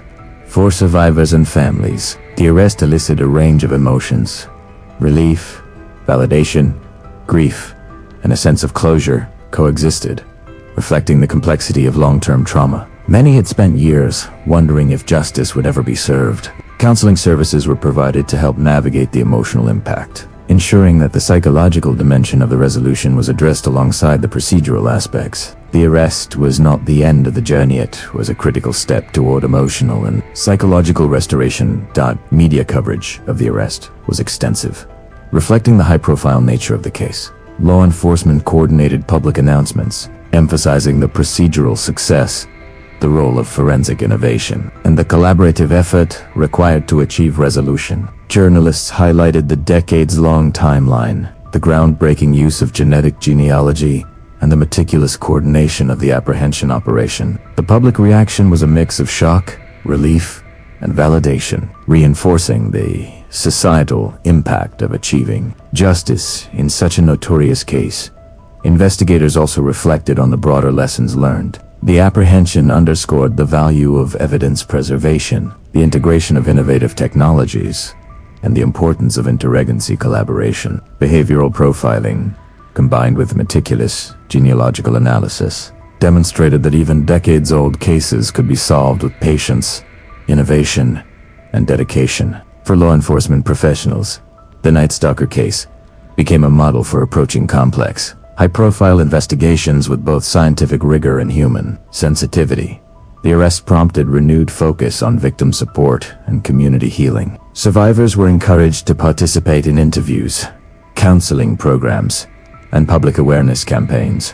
Families of victims received formal acknowledgement of the investigation's success, along with guidance for navigating legal proceedings and emotional recovery. Communities previously gripped by fear could now engage in rebuilding trust, restoring normalcy, and reclaiming a sense of security that had been disrupted for decades.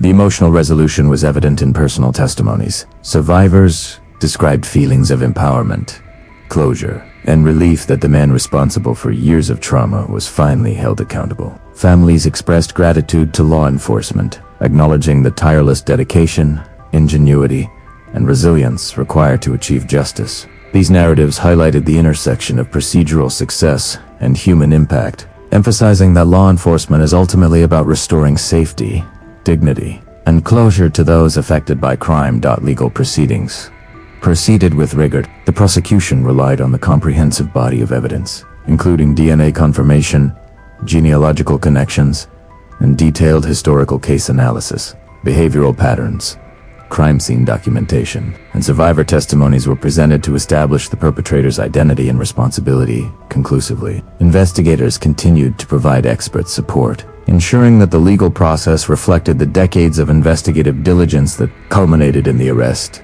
The resolution also provided insights for law enforcement nationwide. The Night Stalker case demonstrated that technological innovation, when combined with traditional investigative rigor, could overcome obstacles that once seemed insurmountable. Task forces, forensic analysts, and investigative teams across the United States studied the case as a blueprint for solving cold cases, integrating lessons in evidence, preservation, cross-jurisdictional collaboration, and the ethical use of emerging technologies. Psychological closure for survivors was a critical aspect of the resolution. Counseling services, support groups, and community engagement initiatives were implemented to help individuals process the arrest and its emotional implications. Survivors were encouraged to articulate their experiences, share their stories, and participate in public awareness campaigns aimed at preventing future crimes. The arrest became not only a legal victory, but a psychological milestone, validating the resilience and courage of those affected by the Night Stalker's actions. Investigators emphasized that the arrest, while monumental, was part of a broader continuum of justice, evidence preservation, technological innovation, and meticulous detective work had created the conditions for resolution. But the ultimate goal remained the restoration of safety, trust, and closure for victims and communities. The operation exemplified the intersection of science, strategy, and human dedication in achieving meaningful outcomes in high-profile criminal investigations. Communities, previously gripped by fear, could now begin the process of healing. Neighborhoods re-established routines, schools reinforced safety protocols, and residents regained a sense of agency. Survivors participated in community events, educational programs, and counseling initiatives, transforming trauma into empowerment and awareness. The arrest had a ripple effect, extending beyond procedural justice to influence societal resilience and psychological recovery.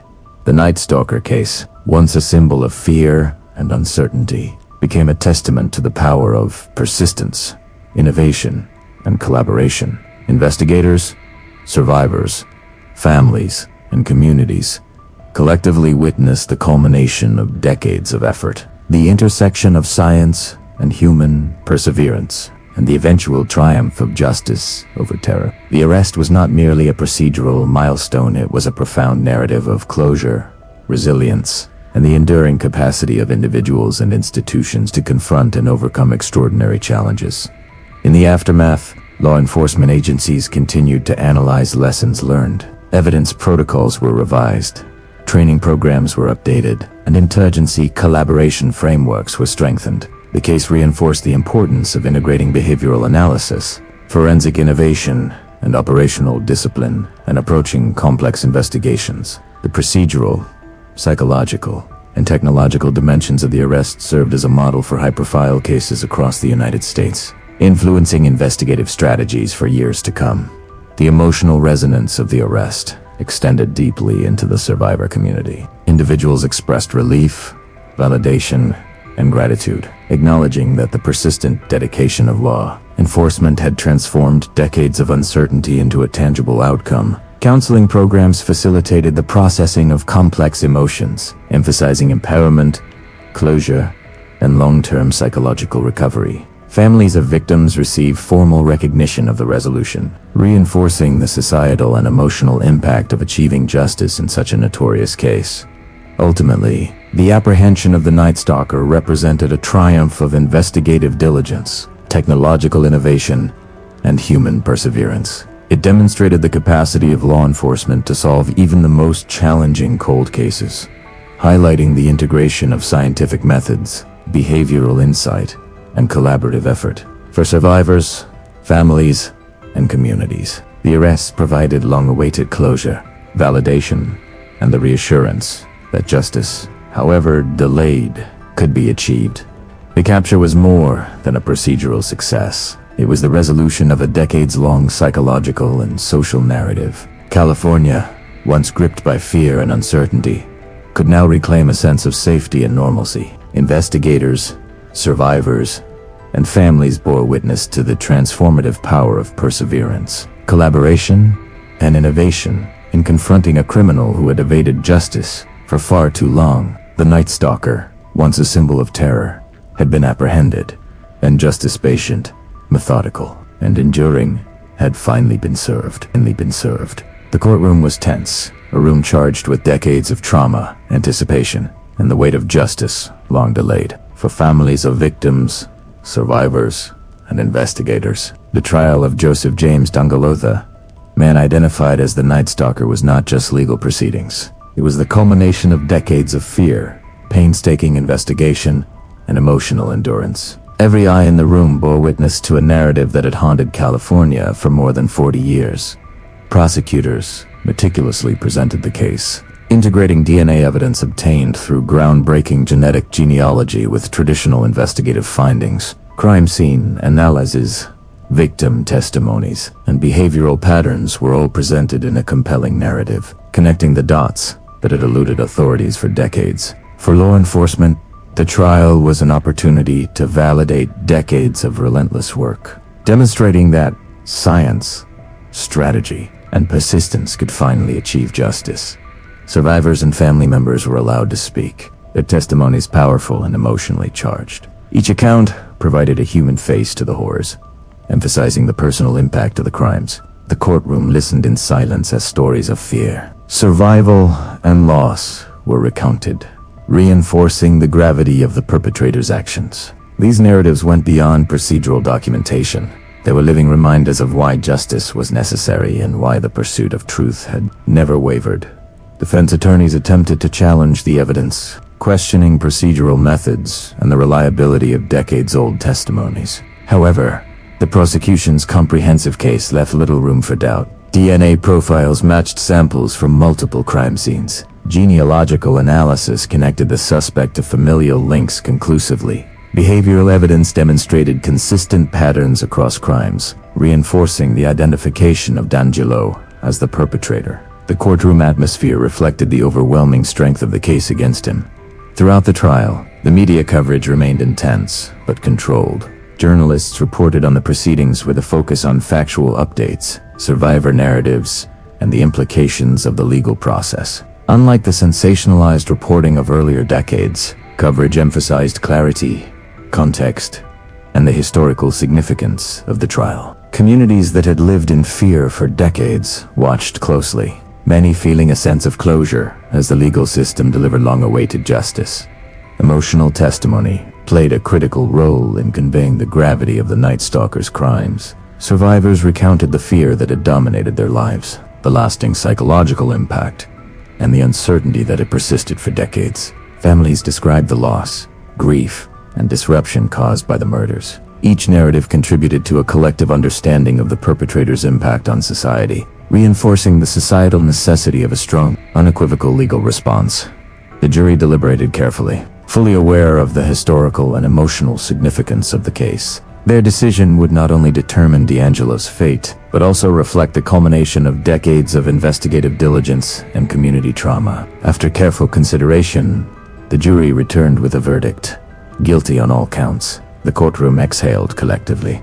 A release of tension accumulated over 40 years. Justice, delayed but ultimately served, was now official.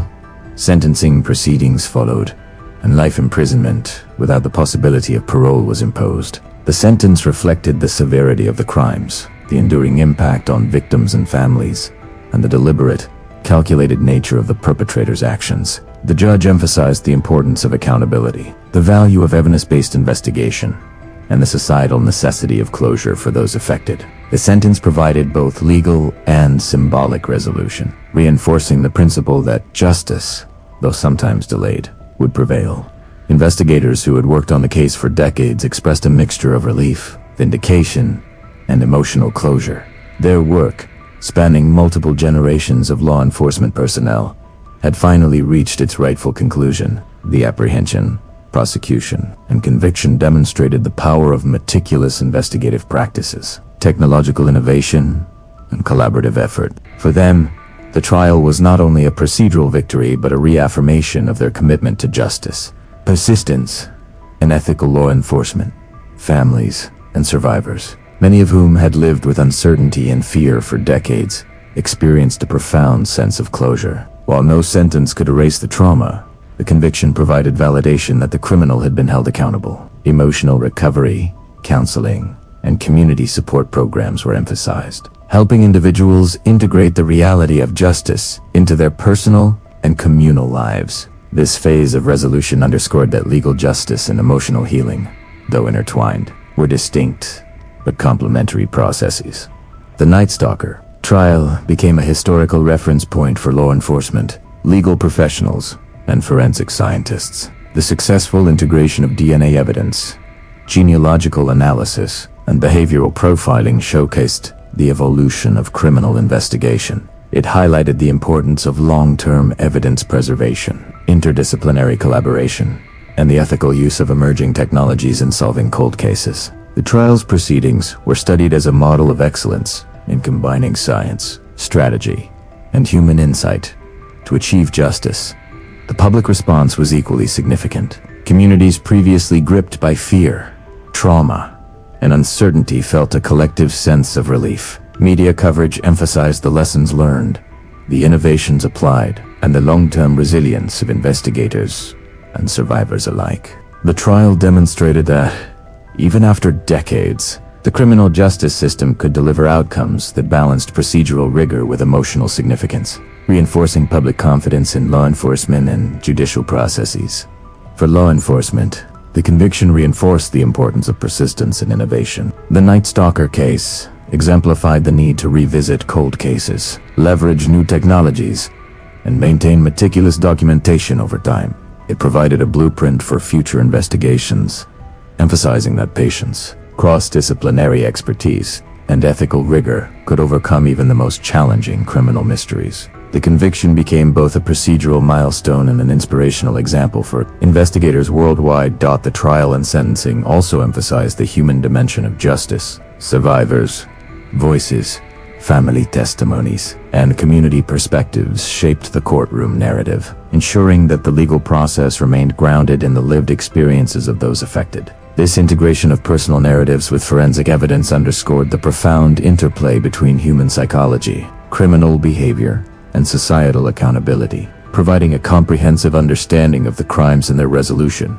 In the aftermath, California communities began a process of reflection, healing, and reclamation. Schools, neighborhoods, and civic organizations implemented programs to educate citizens on safety, resilience, and crime prevention. Survivors participated in public awareness initiatives, sharing insights and strategies for coping with trauma. The trial's conclusion represented not only the legal resolution of a notorious criminal case, but also a societal opportunity for collective learning, emotional recovery, and strengthened community cohesion.